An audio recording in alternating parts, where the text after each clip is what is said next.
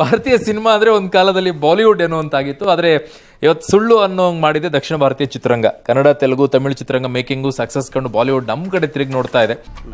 ಕೇಳಕ್ಕೆ ಇಷ್ಟು ಚೆನ್ನಾಗಿದೆ. ಯಶ್ ಅಭಿಮಾನಿಗಳ ಸಂಭ್ರಮ ಅಂತೂ ರಾತ್ರಿಯಿಂದಲೇ ಶುರುವಾಗಿತ್ತು. ಸ್ಯಾಂಡಲ್ವುಡ್ ಅಷ್ಟೇ ಅಲ್ಲ, ವಿಶ್ವದ ಮೂಲೆ ಮೂಲೆಯಲ್ಲೂ ಕೂಡ ಈಗ ಯಶ್ ಮೇನಿಯಾ ಶುರುವಾಗಿದೆ. ನಾವು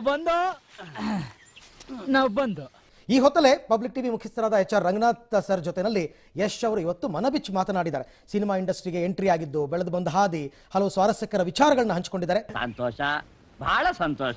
ನಾನು ಮೊನ್ನೆನೂ ನಮ್ಮದು ಇಂಟರ್ವ್ಯೂಲಿ ಬಂದಂಗೆ ಆ ಪಾಯಿಂಟು, ಒಂದು ಕನ್ನಡದ ಒಂದು ಸಿನಿಮಾ ಈ ಥರ ಪರಿಸ್ಥಿತಿ ತಲುಪಿದೆಯಲ್ಲ, ಅದಕ್ಕೆ ಹೆಮ್ಮೆ ಪಡೋದು, ಅದನ್ನು ಸಂತೋಷ ಪಡಬೇಕು.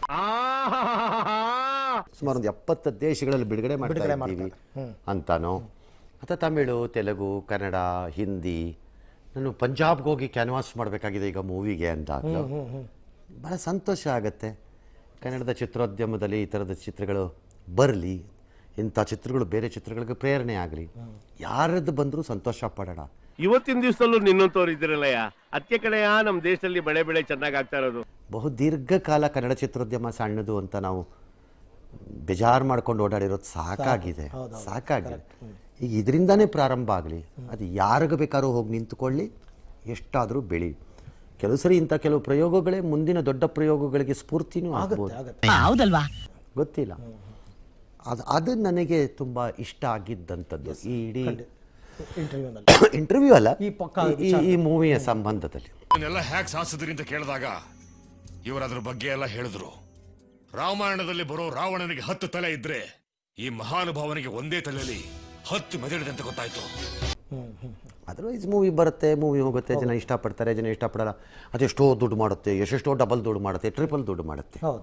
ಬಟ್ ಆ ಮೂವಿ ಬಿಟ್ಟೋಗೋ ಇಂಪ್ಯಾಕ್ಟ್ಗಳನ್ನು ಜನ ವರ್ಷ ವರ್ಷ ವರ್ಷ ದಶಕಗಳ ಕಾಲ ಜ್ಞಾಪಿಸ್ಕೊತಾರೆ.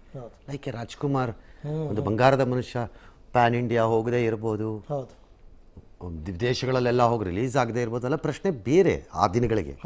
ಆದರೆ ಮಾತಾಡ್ತಾನೆ ಇರ್ತಾರೆ, ಹಾಗೆ ಆ ಇಂಪ್ಯಾಕ್ಟ್ಸ್ ಇರಬೇಕು ಮೂವಿ.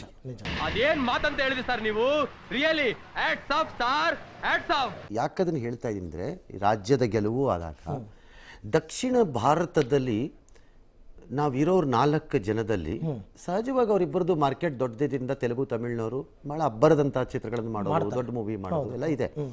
ಕನ್ನಡದವ್ರಿಗೆ ನಮ್ಗೆ ಆಗಿರಲಿಲ್ಲ. ಮಲಯಾಳಂದೊಂದು ಬೇರೆ ಪರಿಸ್ಥಿತಿ ಇದೆ, ಅವ್ರದ್ದು ಇನ್ನೊಂಥರ ಏನೋ ಕ್ಲಾಸ್ ಮೂವಿ, ನ್ಯಾಷನಲ್ ಅವಾರ್ಡಿಂಗ್ ಮೂವಿಗಳು ಕೆಲವೆಲ್ಲ ಆ ಥರದ್ದೆಲ್ಲ ಇದೆ. ನಮಗೊಂದು ಅವಕಾಶ ಇರಲಿಲ್ಲ. ಹಂಗಂದ್ರೆ ನಮ್ಮಲ್ಲಿ ಕೆಟ್ಟ ಸಿನಿಮಾ ಬಂದಿದೆ ಅಂತ ನಾನು ಹೇಳ್ತಿಲ್ಲ, ಆ ರೀತಿ ಆಲೋಚನೆ ಮಾಡೋದು. ಈಗ ಅದು ಆಗ್ತಾ ಇರೋದ್ರಿಂದ ಅದನ್ನು ನಾವು ಬೆಳೆಸ್ಕೋಬೇಕು. ಖಂಡಿತ. ಇದರ ಮೂಲಕ ಚಿತ್ರೋದ್ಯಮ ಇನ್ನೊಂದು ಹೊಸ ಅವತಾರವನ್ನು ಎತ್ತಬಹುದೇನೋ ಆಸೆ ಆಗತ್ತೋ ಬಿಡುತ್ತೋ. ಬಟ್ ಆಸೆನೇ ಪಡೆದಿದ್ರೆ ಆಗೋದರ ಬಗ್ಗೆ ಕನಸು ಕಾಣೋದು ಹೇಗೆ ಅಲ್ವಾ? ಕರೆಕ್ಟ್, ಅದಾಗಬೇಕು ಅಷ್ಟಕ್ಕಷ್ಟೇ. ಸರ್ ನೀವಾದ್ರೂ ಗುರುತಿಸಿರಲ್ಲ ಸರ್ ಅದಕ್ಕೆ ಸರ್ ನಿಮ್ಮನ್ನ ಶೋಮೆನ್ ಕ್ರಿಯೇಟರ್ ಲೇಜಿ ಆಗಿರಲ್ಲ ಕ್ರೇಜಿ ಮಾಡ್ಬಿಡ್ತೀರ ಸರ್ ನೀವು. ನಾನ್ ಸತ್ಯ ಹೇಳ್ತೀನಿ, ಊರಲ್ಲಿರೋರಿಗೆಲ್ಲ ನನ್ನ ಬಗ್ಗೆ ಬೇಜಾರು. ನಾನು ವರ್ಷ ನನ್ನ ಮಗ, ಕಚರ ನನ್ನ ಮಗ.